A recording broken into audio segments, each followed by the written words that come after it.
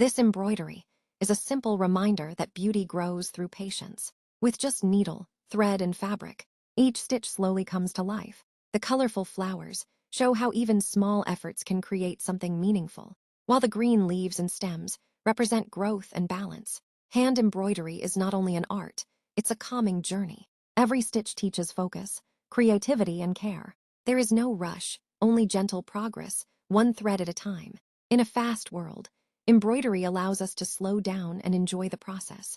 Mistakes become part of the design, and time becomes a friend. This piece proves that with dedication and love, even simple threads can bloom into something truly beautiful.